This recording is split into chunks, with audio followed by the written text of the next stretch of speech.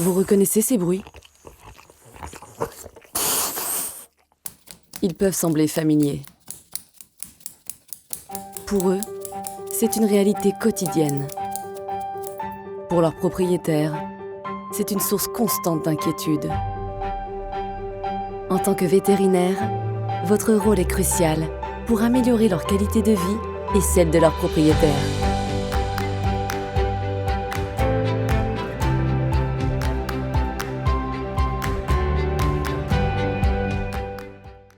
Voilà, on est dans le sujet. Voilà, c'était juste pour vous mettre un petit peu dans l'ambiance pour savoir ce que vivent, mais vous le savez peut-être, mais c'est quand même quelque chose de très fort ce que vivent les propriétaires. Et c'est la raison pour laquelle il faut faire des choix thérapeutiques efficaces très tôt. Et on va voir aujourd'hui quelques éléments pour faire des bons choix thérapeutiques efficaces pour limiter cette qualité de vie absolument épouvantable de propriétaires de chiens atopiques. On va commencer à travers des cas cliniques, à voir un petit peu comment examiner les lésions, quels examens faire pour faire des bons choix thérapeutiques. Moi, j'ai choisi de vous prendre 3 Jack Russell Terrier, dermatite atopique plutôt soft, mais vous verrez avec trois formes un peu différentes en pratique. Et on va commencer avec Biscotte. C'est flou parce que Biscotte, c'est un Jack Russell, très légèrement agité. Donc une femelle de 4 ans qui présente un prurite depuis le plus jeune âge. Et sur Biscotte, le traitement des poussées, il se fait avec une corticothérapie de 2 semaines qu'on associe à des dermocorticoïdes avec le grand classique, dermocorticoïdes qu'on laisse ad libitum à utiliser un peu comme de la biafine sur de la peau enflammée, et un traitement de fond avec des APE, mais de façon assez irrégulière. Donc voilà, Biscotte, quasiment pas de lésion. Vous voyez un petit érythème, donc vous voyez ici une petite discoloration des doigts, à peine des mamelons un peu irrités et un érythème des grands plis des arses. Donc, lorsque vous êtes face à un prurite qu'il faut reprendre en main, vous devez toujours poser 3 questions. Est-ce que c'est dû à des parasites, à une allergie ou une infection? Systématiquement. De toute façon, chaque fois que vous êtes perdu face à un chien qui se gratte, vous posez ces questions-là. Ça vous permettra de jamais oublier les parasites aussi, mais on y reviendra. Alors, quelle molécule vous allez utiliser pour contrôler le prurite sur ce chien qui n'a presque rien? Alors, si on met acolacitinib et apoquel ensemble, je pense que tout le monde va être assez d'accord. Et oui, puisque sur ce chien-là, on va arrêter les corticoïdes. En fait, on est quasiment en surdosage de corticoïdes et ça ne marche pas super parce qu'on a des effets rebonds. Donc oui, un inhibiteur de Janus kinase, voire du lokivetma, mais si on veut avoir un effet rapide, on va plutôt aller vers un inhibiteur de Janus kinase, donc en l'occurrence de l'oclacitinib. Et on va revoir l'administration des APE, parce que ça se trouve, c'est juste des infestations par les puces qui provoquent les poussées sur ce chien. C'est vraiment un cas, on va dire, qu'on ne doit pas voir en référé d'ailleurs, normalement, mais qui est vraiment le cas classique du chien atopique sur lequel il y a juste à resserrer les boulons, traitement APE, bonne bouffe, et on doit y arriver. Donc juste un commentaire, donc toujours penser ectoparasite, dès que vous avez un traitement irrégulier sur un chien qui se gratte, il faut revoir le traitement APE. Éviter, ça c'est vraiment quelque chose qui est dans nos mœurs, je ne sais pas pourquoi, et les Français particulièrement, c'est d'utiliser des dermocorticoïdes, mais alors sans prescription très précise, et notamment les formules en lait, où on laisse les gens y aller franchement avec les dermocorticoïdes, et parfois on associe même des corticoïdes péros systémiques en plus. Ça par exemple c'est quelque chose qu'on ne fait pas chez l'homme, parce qu'on a double effet corticoïde, et donc on risque d'avoir des effets rebonds, voire des effets secondaires assez importants. Donc, soit vous faites des dermocorticoïdes en précisant la dose et en vérifiant au bout de 15 jours s'il n'y a pas d'effet secondaire, si c'est suffisant, soit utiliser les corticoïdes péros peu longtemps, mais sur une peau aussi peu enflammée, et on va y revenir tout à l'heure, ça n'a strictement aucun intérêt, et on va plutôt utiliser un inhibiteur de Janus kinase dans ces cas simples. On va quitter les JAK pour les labs. Celui-ci est jeune, très jeune, 14 mois. Cela fait déjà 6 bons mois qu'il a développé des symptômes et des lésions qui évoquent une dermatite atopique. Il a suivi la démarche classique, éviction parasitaire, éviction alimentaire, les deux sans aucun effet.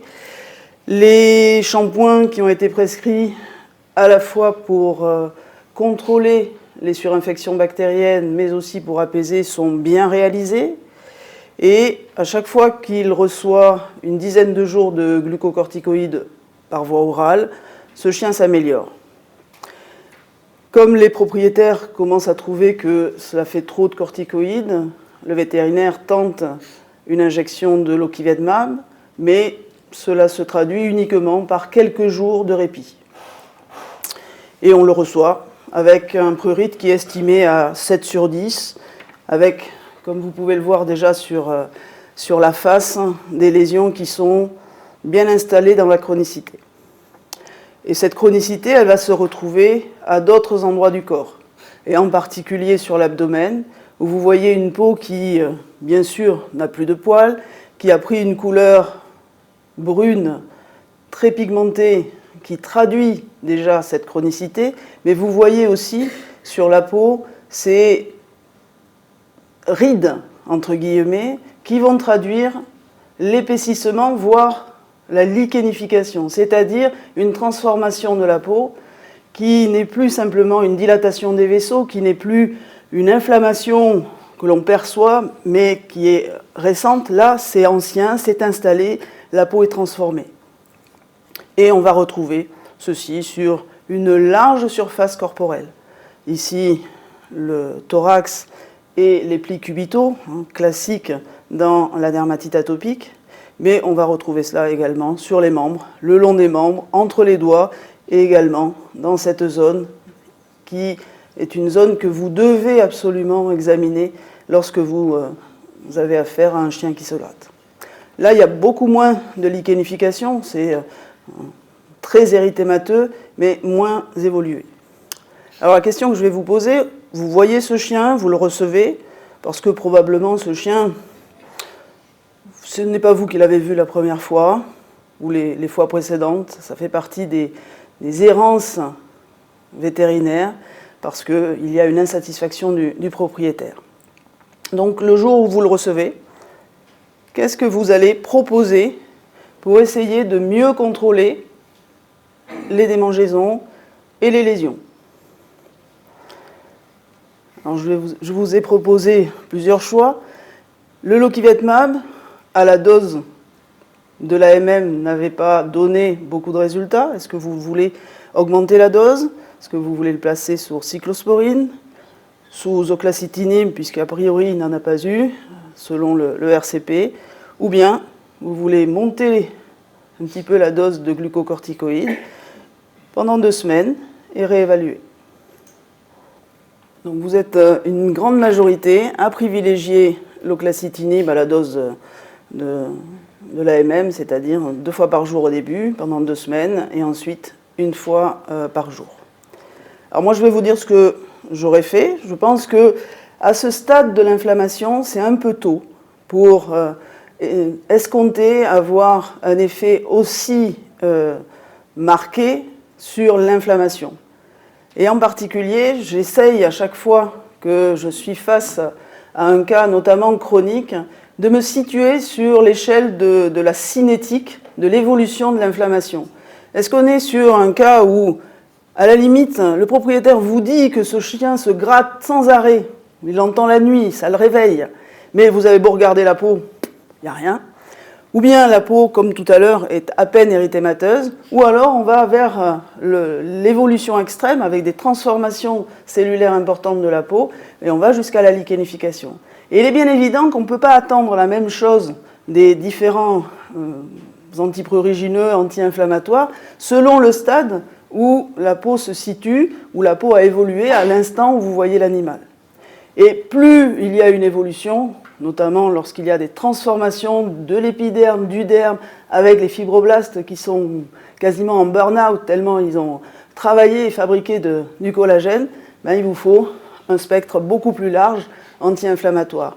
L'idée étant après de reculer, en gros marche arrière, et puis pour pouvoir espérer avoir une peau qui redevient à peu près normale et essayer après de ne pas garder des anti-inflammatoires, antiprurigineux à spectre large, mais être plus ciblé. Donc là, dans le cas présent, pour ma part, j'estime que pendant 2 semaines probablement, il va falloir maîtriser davantage l'inflammation avec notamment des glucocorticoïdes oraux, mais pas simplement faire ça pendant 2 semaines, bien revoir l'animal et après réajuster en espérant bien sûr que la petite étoile là qui se veut la matérialisation de l'inflammation à ce moment-là est significativement reculée.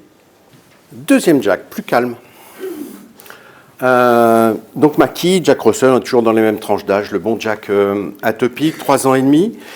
Il est présenté, alors quand il est présenté comme ça, on ne s'y attend pas, avec une chélite prurigineuse, une otite modérée, mais en fait le chien doit porter une collerette toute la journée depuis plus d'1 an.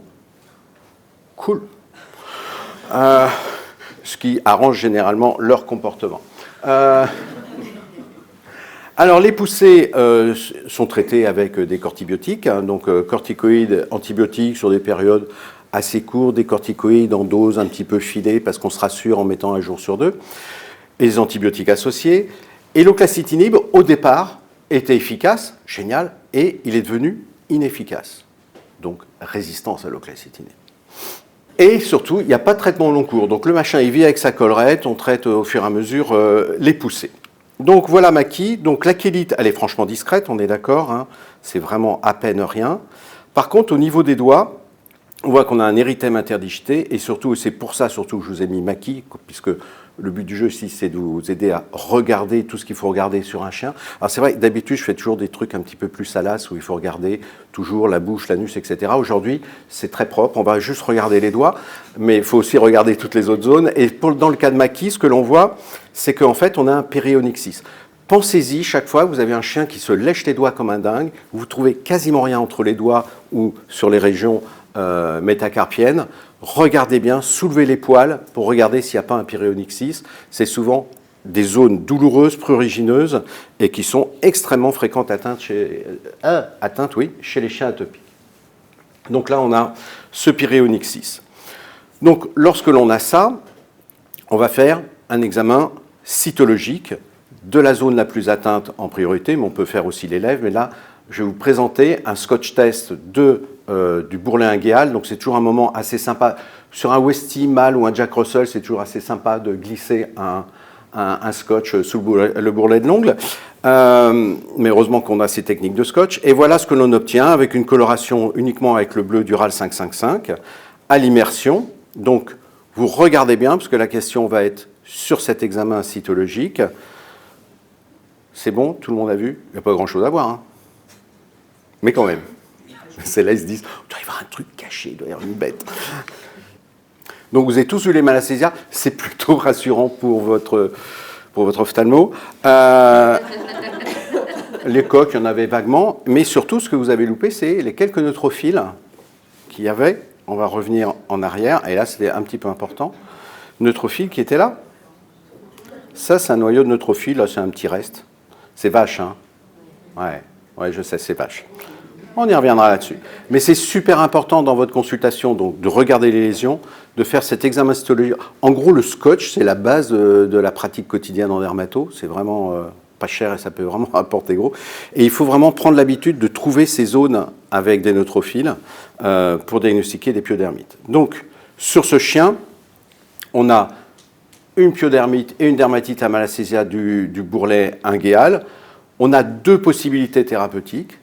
Soit on utilise de l'oclacitinib, toujours, parce qu'en fait, s'il était inefficace, c'est parce qu'il y avait une infection, c'est pas parce qu'il y avait une résistance à l'oclacitinib, avec des lingettes antiseptiques. Je dirais que sur le papier, c'est la chose la plus raisonnable. Par contre, sur un chien qui a besoin d'une collerette qui se rate comme un fou en permanence, peut-être qu'on va, pour cette première crise, utiliser un antibiotique, un antifongique systémique.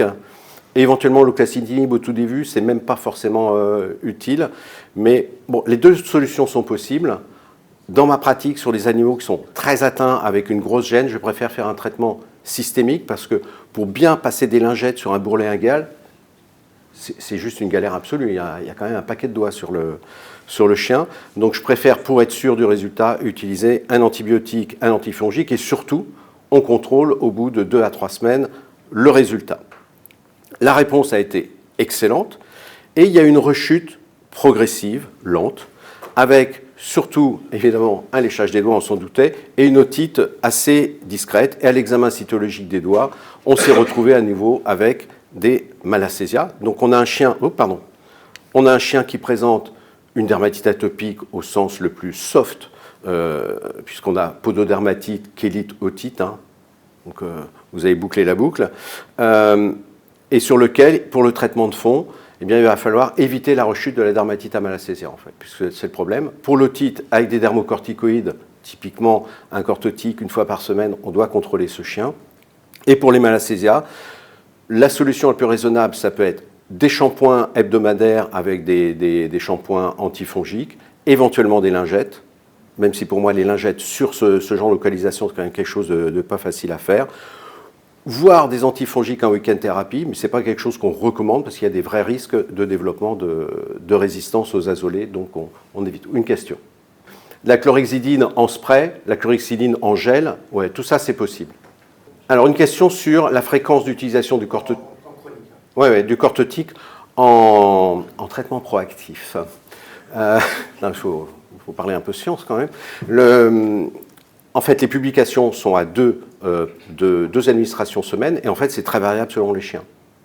Si tu as des chiens qui ont des poussées d'otite très inférieures, c'est exactement comme pour le cas de Marie-Christine tout à l'heure, s'il a des otites vraiment très importantes, très graves, on va le faire même 3 fois par semaine, éventuellement en proactif. Sur des chiens qui n'ont presque rien, ça peut même être toutes les 2 semaines. Et donc, en fait, on va adapter au chien.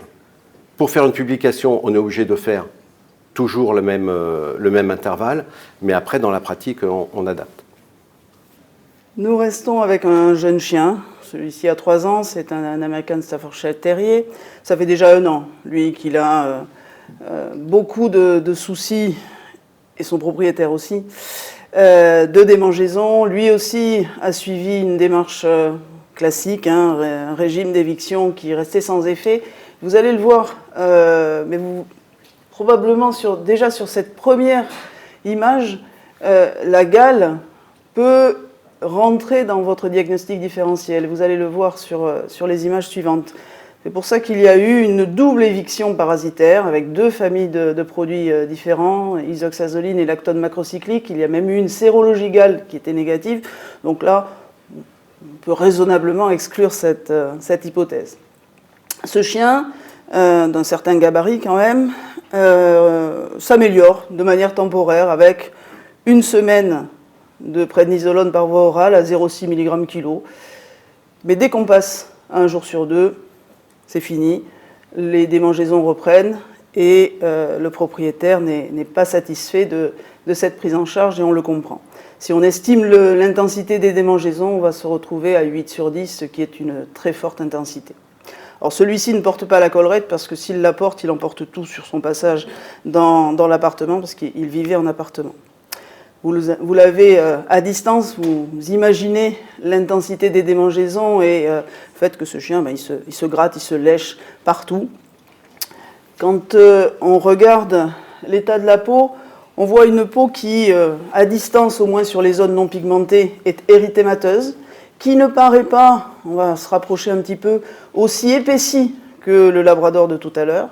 Mais par contre, vous voyez les lésions auto-infligées. Ce chien, dès que sa propriétaire le sortait, allait dans une haie de laurière et n'avait que de cesse de se gratter dans cette haie. Donc toutes ces lésions-là sont imputables au prurite. Par contre, donc bien sûr, il y a une alopécie, bien sûr, il y a de l'érythème, mais c'est relativement discret en termes d'épaississement cutané.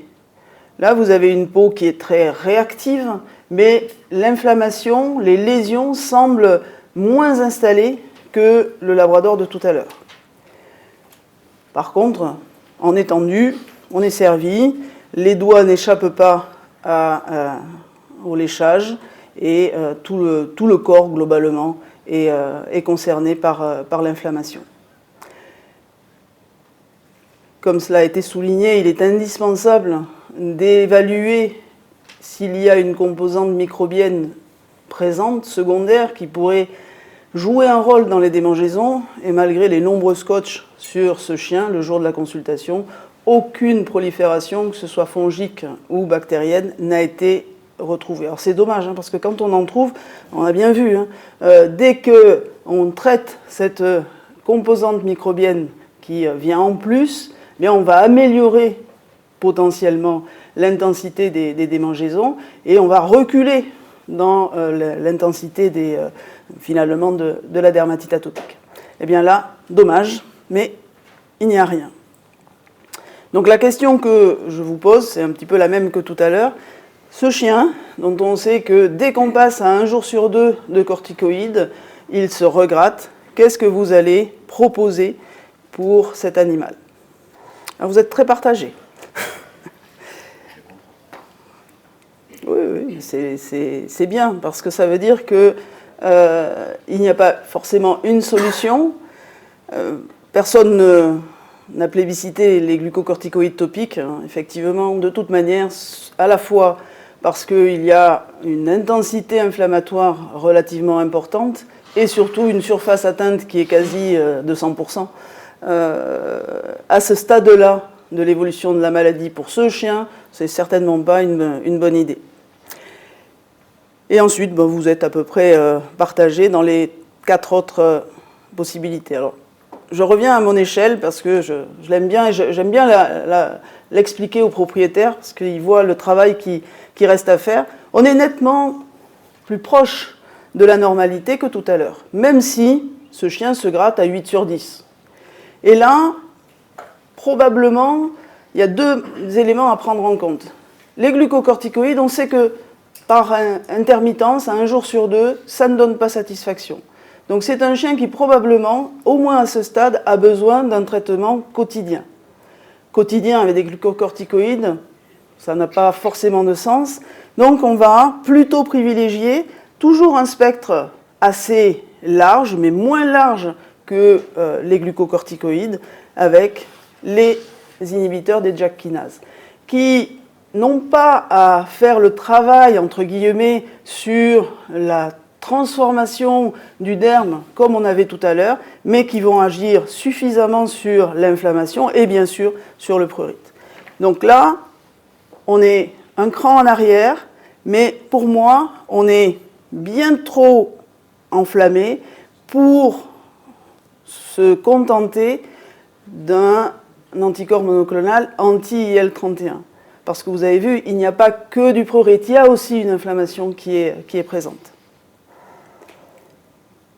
Quant à la cyclosporine, puisque certains l'avaient évoqué, la cyclosporine, son mode d'action qui est relativement lent, notamment au départ, va justifier le fait d'être utilisé plus au long cours et plus comme médicament proactif, avec, pendant la période d'induction, un autre produit, que ce soit un inhibiteur de JAK ou que ce soit un glucocorticoïde pendant les 3 premières semaines, globalement. Donc, vous pouvez le démarrer, mais ne le démarrez pas tout seul, ce médicament, parce que vous en serez déçu si vous ne l'associez pas à ce stade-là avec un autre médicament, encore une fois, que ce soit de l'oclacitinib ou un glucocorticoïde oral. Donc, ce que j'avais fait pour celui-ci, j'avais coupé la poire en 2. C'est-à-dire, le projet, c'est bien de le mettre sous oclacitinib, mais pour accélérer un petit peu et surtout maîtriser l'inflammation qui n'est pas négligeable, garder 1 semaine de prednisolone, et au lieu de le passer 1 jour sur 2, le glucocorticoïde, enchaîner sur l'inhibiteur de JAK. Et bien évidemment, alors ça ne fait pas partie du sujet, là le sujet on est plus sur la maîtrise du prurite et des lésions, tout le cortège des soins topiques, tout le cortège de la prévention antiparasitaire, il faut bien évidemment le maintenir, voire le réajuster si besoin. Alors, pour répéter la question pour qu'elle soit enregistrée, la première question, est-ce qu'il y a un intérêt à associer en même temps glucocorticoïdes et oclacitinib? C'était bien ça ta première question. Alors, là, je ne vous ai pas dit de les associer, je vous ai dit de les mettre en successif. pour avoir finalement hein, l'entonnoir, c'est-à-dire un effet large pendant une très courte période, mais on aurait probablement pu s'en passer. C'est parce que j'ai voulu justement parler des associations, de manière à avoir finalement le terrain un peu préparé. Je ne suis pas sûre que dans le cas présent, il y a un gain à associer les deux du tout. Et puis on va potentialiser probablement les effets indésirables, ce qui est inutile. L'association oclacitinib-lokivetman, pour moi, elle est trop précoce.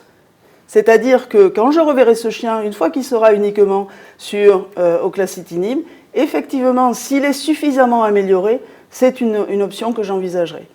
Alors, ce chien, on va le revoir X fois. Et moi, personnellement, je pense que c'est important. Non, je ne suis pas du tout. Non, excuse-moi, j'ai à la fois de la consultation générale et de la consultation spécialisée. Donc, ces chiens-là, je les vois arriver en errance, non pas en spécialisé, mais parce que l'école vétérinaire, c'est moins cher. Voilà pourquoi je les vois arriver. Sincèrement, il vaut mieux prendre le temps d'expliquer et d'ajuster à chaque fois. En tous les cas, c'est mon opinion. Je vais laisser la parole à Pascal qui va donner son avis. Le gain que l'on va avoir, ça va être, avec l'oclacitinib, un peu plus de rapidité. On va gagner un jour. Sur la vie d'un atopique, c'est pas grand-chose. Sur le sommeil d'un propriétaire, ça peut compter, c'est vrai.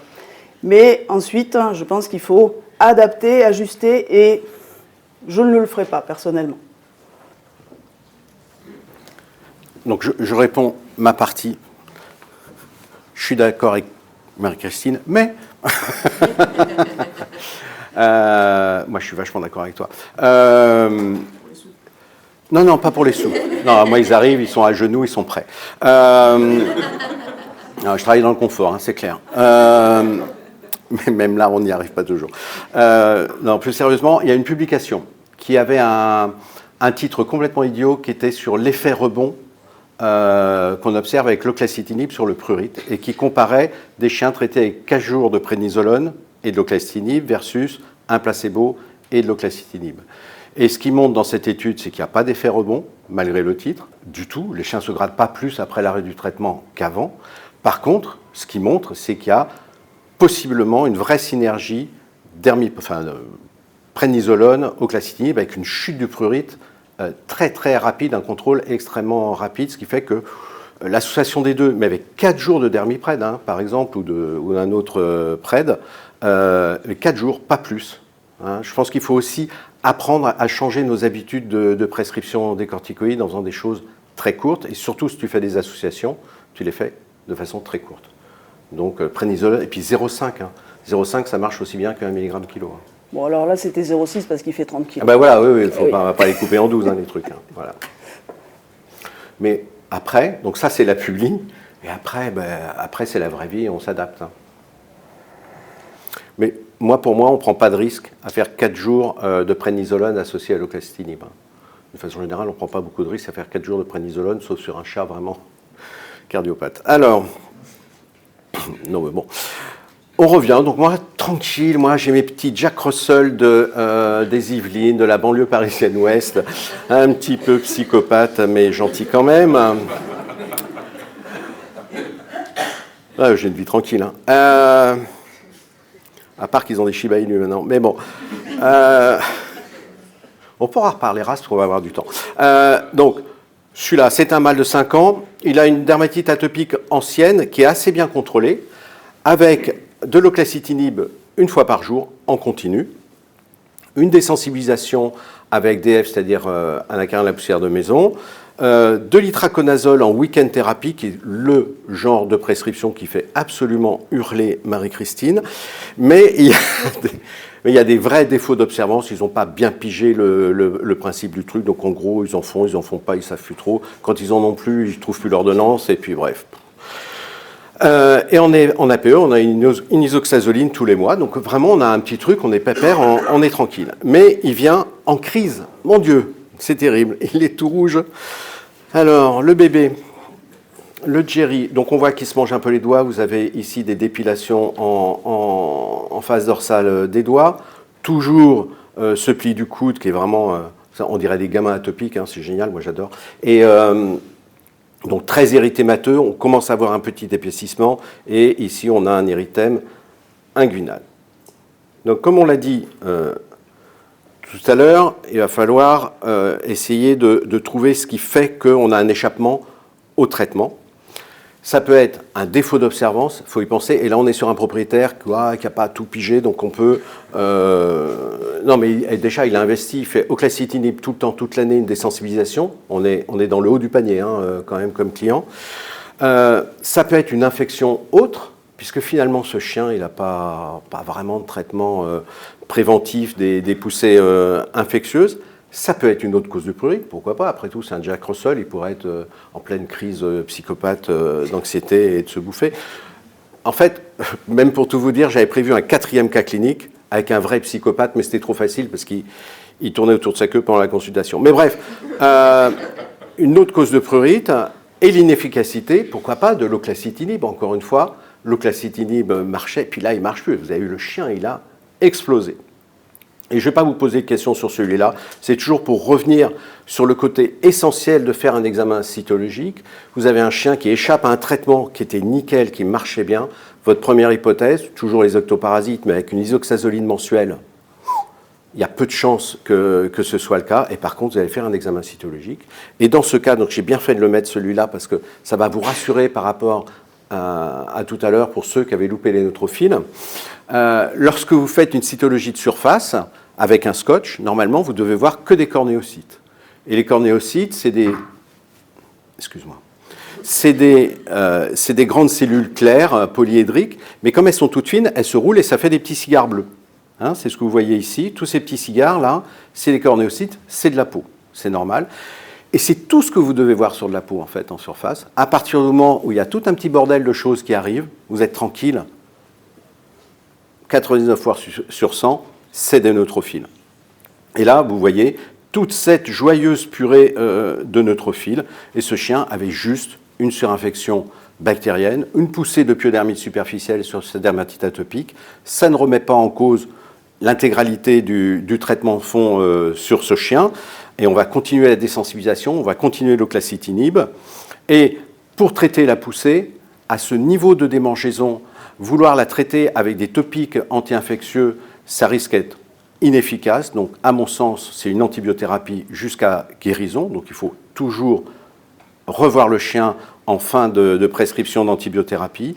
Et peut-être qu'on va rajouter, par contre, des soins locaux antiseptiques continus en plus dans le traitement de fond, même si ça reste discutable, en fait, parce qu'on agit sur le microbiote en essayant toujours de mettre des choses pour éviter que ça revienne. Et après tout, si le chien il fait une crise une fois tous les ans ou tous les 2 ans, ce n'est pas très grave, on n'est pas obligé d'aller là-dessus. On continue les APE et on va définir un mode de suivi de ce chien peut-être plus appuyé, puisqu'en fait, avec la désensibilisation, ils font les piqûres eux-mêmes. Ah oui, j'ai oublié de dire, moi, mes propriétaires font les piqûres eux-mêmes. Vous pouvez, sur une désensibilisation, proposer de faire les piqûres vous-même tous les mois, ce qui permet d'avoir un suivi, d'avoir un fil rouge et d'éviter de voir des chiens qui partent sur des crises trop importantes. Mais là, avec ce propriétaire, on a décidé de se revoir tous les 3 mois, ce qui va permettre d'éviter les crises. Donc, vérifiez toujours l'observance des traitements, c'est essentiel. Définissez un mode de suivi, mais c'est vraiment quelque chose d'énorme.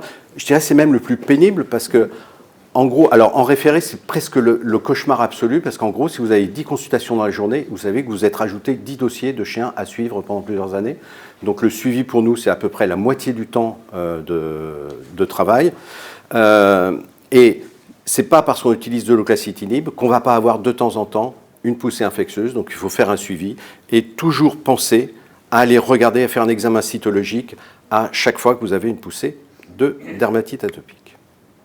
Bon, là, on est au faible grossissement, on est moi je dirais au 10 même. Hein, tu as voulu les rassurer par rapport au malacésia, mais... Ah ben là, ah oui, à ce grossissement. Ah oui, ouais, c'est une super question, pardon. Vous faites votre scotch. Vous ne le mettez pas dans le fixateur, je vous le rappelle, mais ceux qui sont là, à mon avis, le savent déjà. Vous le mettez dans le bleu, vous pouvez le mettre dans le rouge, ça ne sert à rien, mais ça fait plus joli à la fin. Et vous collez ça sur la lame, vous enlevez l'eau, et vous allez regarder au faible grossissement. Au faible grossissement, vous allez chercher ça, c'est-à-dire des zones des zones hétérogènes qui sont sûrement des zones de neutrophiles. Mais vous allez aussi chercher des zones riches en cornéocytes. Et là, vous allez descendre au 40, voire à l'immersion, pour voir s'il n'y a pas des malacésias sur ces zones, parce que les malacésias sont plutôt collés sur les cornéocytes. Donc, si vous voulez trouver des malacésias, il faut les chercher. Donc, c'est clair qu'avec ça, vous n'avez pas non plus exclu l'hypothèse d'une dermatite à malacésia. Il faudra aller rechercher à l'immersion s'il n'y a rien.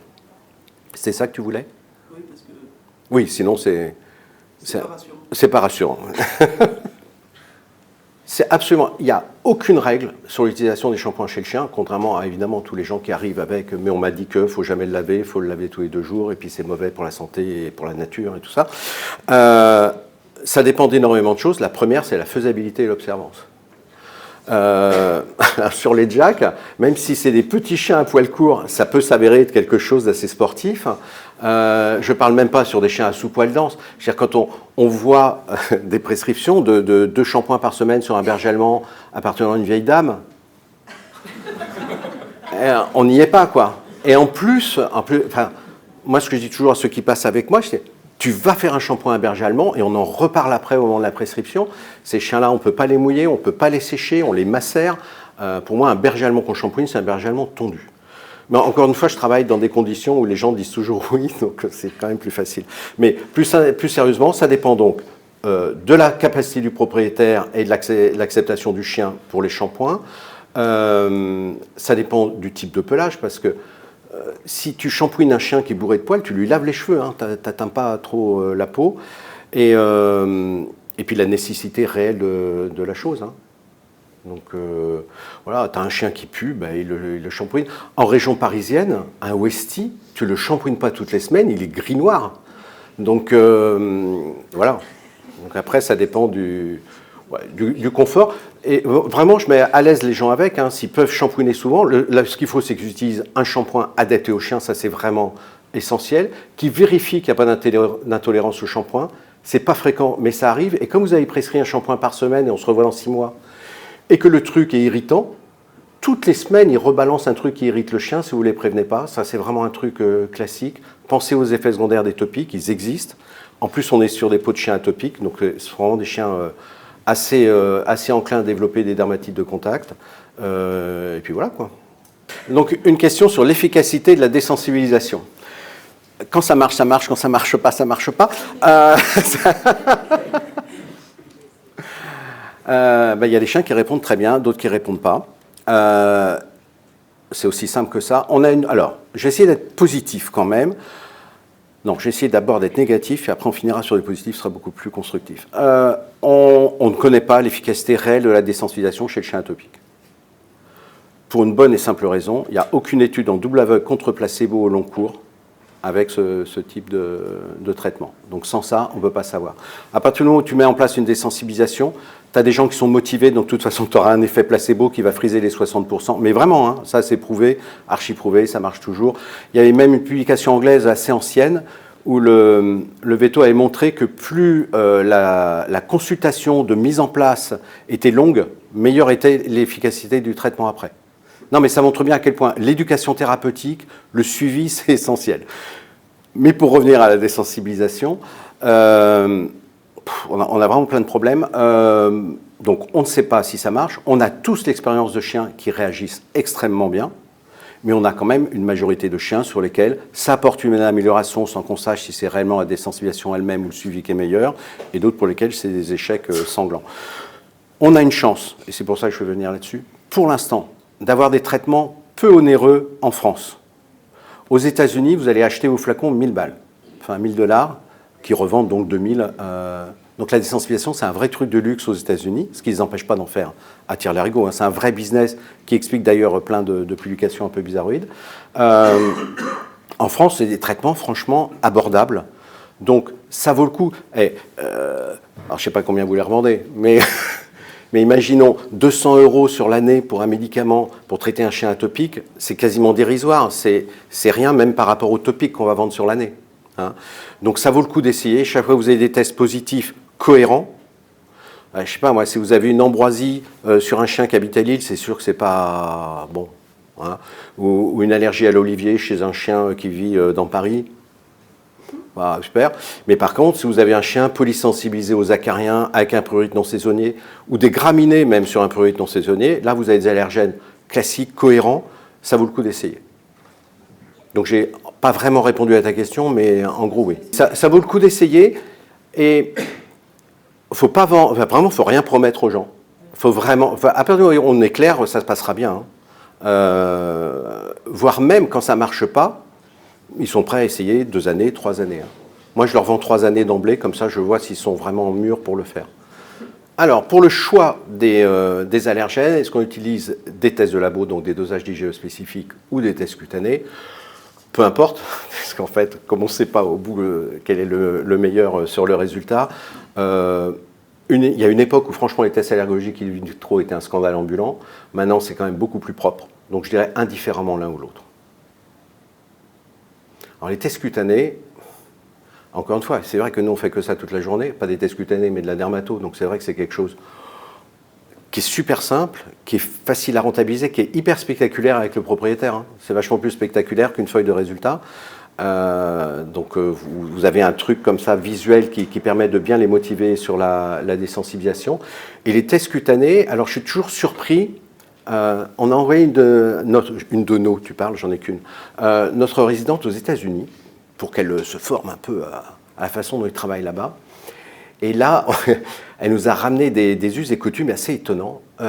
Donc, pour faire des tests cutanés chez des chiens, ils les sédatent, ils tondent tout le thorax, ils mettent un gel d'anesthésique locale, ils mettent un film, ouais, je te jure, un film plastique par-dessus pour que ça pénètre bien, pour avoir une bonne anesthésie locale. Et après, ils font les intradermaux. Putain. Et là, ils en font plein, dont 90% d'inutiles. Alors évidemment, c'est sûr que, voilà, on peut vendre ça très cher avec une telle technologie. Moi, personnellement, 8 fois sur 10, je l'ai fait sans sédation, en consultation avec les gens, dans le déroulé de la consultation. C'est pas un geste énorme. On n'est pas obligé non plus de faire plein d'allergènes exotiques dans tous les sens. Comme je vous l'ai dit tout à l'heure, les seules choses qui marchent bien en désensibilisation, c'est les acariens, les graminées. Le reste, c'est assez anecdotique, qu'on peut le passer en mélange. Alors par contre, on est un peu dans la merde. Quand on a un truc positif en mélange, il faut avoir les individuels. Bon, ça vous arrivera une fois tous les 5 ans, donc c'est pas très grave. Et on peut parfaitement aller avec une batterie de 12-14 allergènes. Et même sur des chiens, alors, je dis ça, mais franchement, entre les jacks, les bulldogs français complètement tarés, quoi. Enfin, faut bien le dire. Les staffis qui grimpent sur les épaules de tout le monde et les Shiba Inu, c'est vrai qu'on peut avoir tendance à préférer les tests in vitro. Mais voilà, même sur des chiens très agités, on peut le faire debout. Parce que vous avez plein de chiens maintenant, ils sont immanipulables les chiens. Juste coucher un chien sur le côté, ça devient un exploit total. On dit ah il est trop gentil votre chien, on peut le coucher sur le côté. Et donc c'est vrai que je dirais que maintenant un tiers de mes tests, je les fais chien debout, on soulève une patte et on se met comme ça, super confortable. Mais ça se fait. Donc pour répondre à ta question, l'un ou l'autre. L'un ou l'autre ou l'un et l'autre? Non, l'un ou l'autre. Alors après, c'est des statistiques médicales. T'es vache, toi. Me lance pas là-dessus, je vais passer la journée dessus. On a du temps? Fais gaffe quand même. Non. Plus tu vas multiplier les tests, non, plus tu vas avoir... Je te pose la question parce que est-ce que c'est pertinent quand un vétérinaire reçoit un animal qui a déjà eu une sérologie de proposer les intradermoréactions? C'est pour ça que je te demande ton avis sur le « et ». Moi, ça va vraiment dépendre de la demande des propriétaires. Parce que tu as des propriétaires qui sont... Si on a tenu un discours très pro-allergie, pour ceux qui étaient là hier matin, mon point de vue là-dessus, ça peut permettre de répondre définitivement à la demande des propriétaires. Et ils ont claqué un petit peu de truc in vitro, ils vont en reclaquer un petit peu en test cutané. Après, ils vont foutre une paire royale sur l'allergie. Après, si vous avez la main sur le chien, à mon avis, c'est pas indispensable.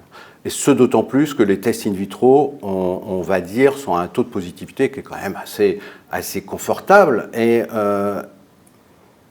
j'avais dit que je ne dirais pas de vacherie aujourd'hui. Oui, tu l'as dit. Ouais, je l'ai dit. Et donc,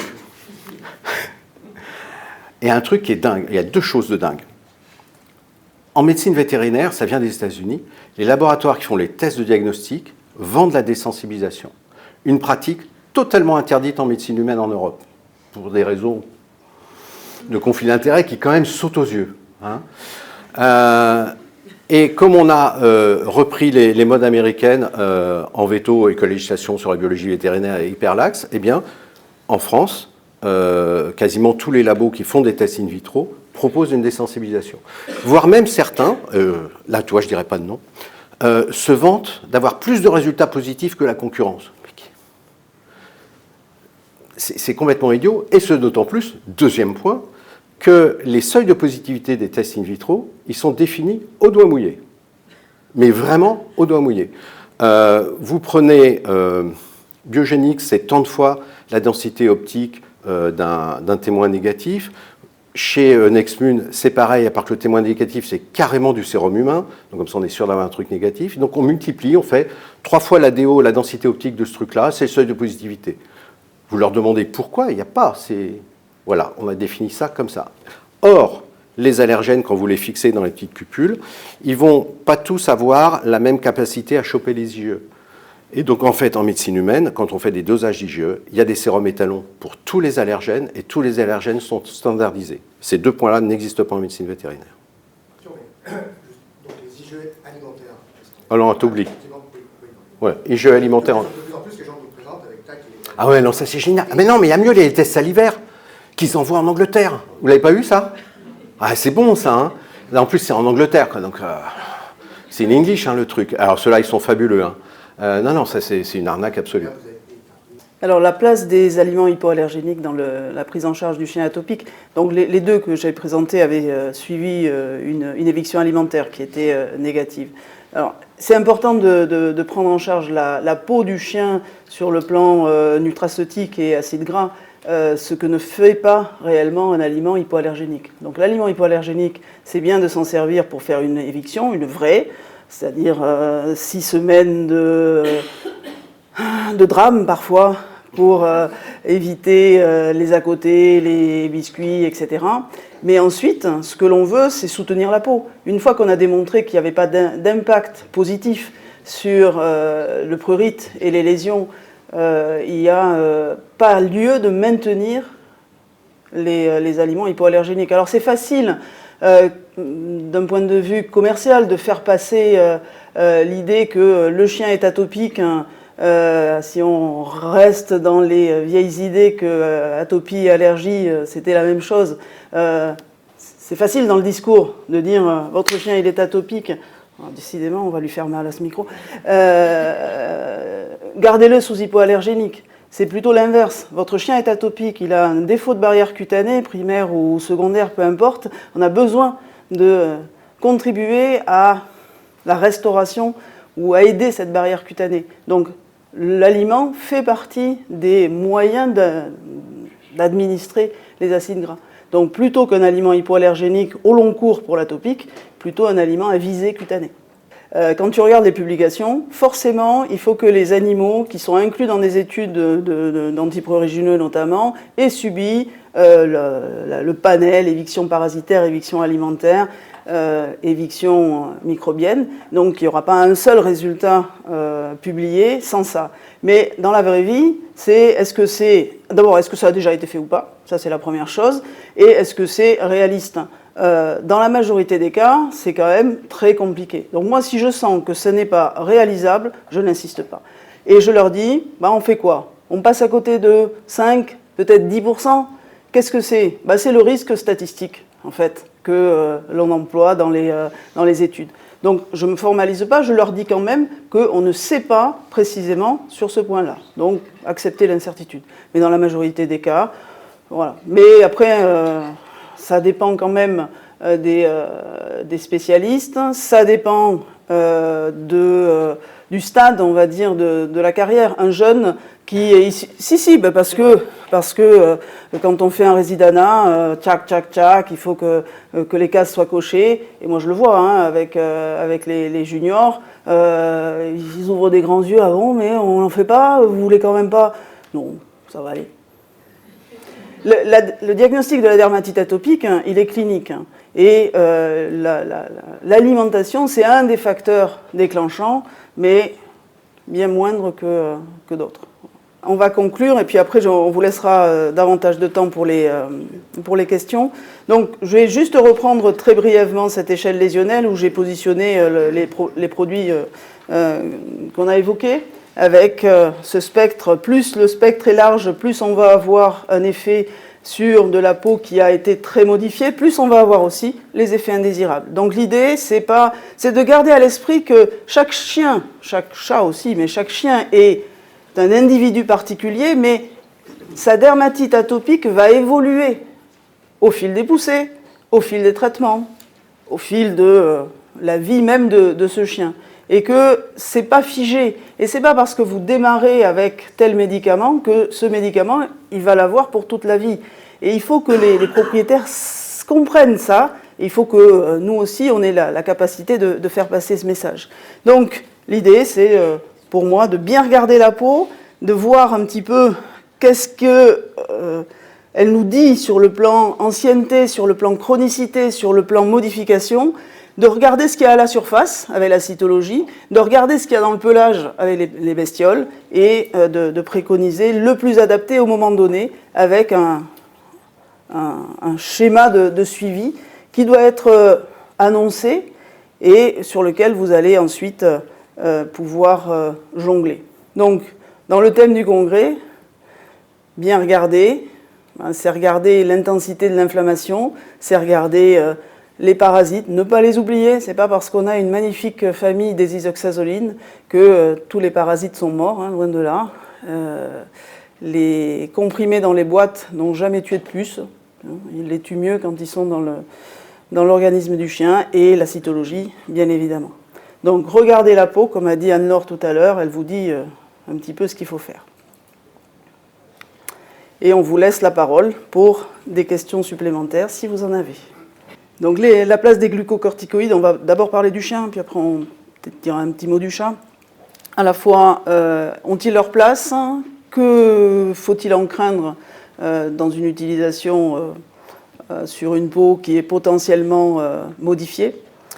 Alors, le chien que j'ai présenté tout à l'heure, hein, il avait eu une cytologie qui n'avait rien révélé. J'ai bien insisté là-dessus, c'est important. Il ne faut pas les diaboliser. Il n'y a aucun produit à diaboliser. Tous sont complémentaires, tous ont leur place. L'idée, c'est de minimiser chaque fois que possible les effets indésirables. Une corticothérapie d'une semaine, même 10 jours, y compris à 1 mg/kg, l'arrêt brutal n'est pas problématique. Au-delà d'une dizaine de jours, il va falloir passer par une corticothérapie par jour alterné. Une fois par jour, 2 fois par jour, il n'y a pas d'impact pharmacocinétique. Il va y avoir potentiellement, sur des fortes doses, mais pas dans la dermatite atopique, sur des maladies auto-immunes par exemple, un impact sur les troubles digestifs, ce qui peut amener à diviser la dose par 2. Mais sur une administration anti-inflammatoire, donc moins de 1 mg/kg, alors là les doses ne tombaient pas juste parce qu'il n'y a aucun chien qui fait 20 kg. Il n'y en a aucun qui fait 10, il n'y en a aucun qui fait 5. Donc il était à 0,6 parce que son poids nous amenait, mais j'aurais dit 0,5, c'était pareil. Donc sur de la lichenification, ce que l'on recherche, c'est son ampleur d'effet. C'est ponctuel, c'est pour essayer d'améliorer les choses, pour permettre à la suite de mieux fonctionner. Tu te poses moins de questions dans le conduit auditif. Tu te poses moins de questions dans le conduit auditif. Je sais très bien que ça ne te pose pas de problème, même s'il y a une prolifération microbienne. Pourquoi tu t'en poses sur la peau quand il n'y a pas de pustules, quand il n'y a pas de furoncles? C'est pareil. Sauf que... Même si c'est négatif, j'aurais peur en fait d'induire la pénalité. Mais de toute façon, tu as vérifié... Non. Alors là, sur une peau lichenifiée comme ça, non. Vous mettez un cortico et boum, ça si ton chien il a plein de pustules sur l'abdomen, bien sûr que tu ne vas pas le faire. Mais là, on n'est pas sur de l'infection dans la peau. On est sur une dysbiose, on est sur une population microbienne qui a été exacerbée Alors, je vais faire sourire certaines personnes dans la salle, mais en gros, t'imagines, tu as ta cocotte minute qui est sur le gaz. Le gaz, il est à fond parce que l'inflammation est maximale. Tu n'as rien dans la cocotte minute, il n'y a rien qui va cuire. Tu as des choses déjà bien installées dedans, bah, effectivement, ça va cuire. Donc, bien sûr, il faut vérifier que tu n'aies pas énormément de germes et surtout pas de lésions qui te montrent que c'est dans la peau. Mais si c'est sur la peau, si tu as pris la précaution de les contrôler avant ou de les contrôler pendant, ça va aller. Si tu le fais pendant 3 mois, ça n'ira pas. Si tu le fais pendant 1 semaine, ou 4 jours, comme on disait tout à l'heure, ça va le faire. Et encore une fois, dans les oreilles, tu ne te poses pas les questions. J'ai oublié le reste. Le chat. Le chat. Alors personnellement, moi, je commence à 1 mg kilo. Moi, 2. Alors ça, c'est la différence entre la province ou Et Paris, toujours plus. Eh oui. Oui. Non, par contre, en dessous de 1, c'est clair qu'on s'est souvent décevant. Et surtout, le chasse. Là, je parlais sur des priorités. Je reviens là. Pardon. En plus, chez le chat, on est sur un inconfort absolument dément. Donc, il faut vraiment avoir... Et puis, il est hors de question de lui mettre une collerette. J'adore dire ce genre de trucs. Mais il faut quand même essayer au max de ne pas leur mettre de collerette. Parce qu'après, vous ne pouvez plus l'enlever. Non, mais l'inconfort est tel, on rentre dans des cercles vicieux d'entretien absolument fous chez le chat. Il faut casser ça avec des grosses doses de corticoïdes. Donc, s'ils ne sont pas cardiopathes, n'hésitez pas à monter à 2 mg kg. Et puis, vous diminuez dès que c'est contrôlé. Vous voyez si vous trouvez quelque chose autour de 1 mg kg, voire 0,5. Hein. Il y a plein de chats qui répondent très bien à 0,5. Hein. Mais ça vaut le coup de taper fort et de diminuer assez vite après sur les chats. Il faut qu'ils vivent bien. Ils sont dans des états de stress et d'inflammation complètement fous, quoi. Et ne pas se priver de la dexaméthasone. Voilà, très juste. Ouais, et de ne pas se priver, plutôt que faire de la prénisolone, faire de la dexa d'emblée. Alors, plus d'effets secondaires aussi quand même potentiellement, mais ça marche tellement mieux. Et par contre, la dexa, je la fais à 0,1. L'intérêt d'utiliser de l'injectable action courte ou action moyenne avant l'administration d'un inhibiteur de JAK. Moi, ça ne pose pas de problème. J'indique précisément sur l'ordonnance à quel jour il faut commencer la voie orale avec vraiment, on est mardi, vous allez commencer vendredi à donner le comprimé. Ça apportera... après, il y aura quand même des comprimés à donner. Hein. Oui, mais ça fait un traitement de moins. Exactement. Et de toute façon, d'une manière générale, on leur fait faire trop de choses. Je pense qu'il faut vraiment le limiter. Souvent, je me dis, mais est-ce que toi, si tu avais ce chien-là, tu ferais autant de choses? Je me dis non. Je ne le ferais pas. Probablement pas. Puisque vous n'avez pas posé la question, alors je pose la question. Et sur le chat, un corticoïde retard sur un chat qui se gratte comme un dingue, c'est toujours mieux que des comprimés impossibles à donner. Non, mais je dis ça parce qu'il y a une corticophobie. Il ne faut surtout pas qu'on tombe dans ce qui se passe en médecine humaine, où les médecins généralistes, et j'allais dire les propriétaires, et les parents sont corticophobes, mais de façon complètement démente. Et il faut se réapproprier un bon usage des corticoïdes et penser au confort de l'animal. C'est une juste mesure, quoi. Et par contre, on n'est pas en train de vous dire de mettre des corticoïdes à plein flot en permanence, hein, mais de les utiliser pour traiter des crises de façon courte. La question étant de rajouter sur les cas très modifiés des traitements topiques, oui, ça va de soi. Encore une fois, il faut que ça soit faisable, réaliste. Et pour moi, la meilleure fréquence, c'est celle que le propriétaire peut tenir sur la durée. Les propriétaires sont capables de faire des shampoings tous les 2 jours pendant 15 jours.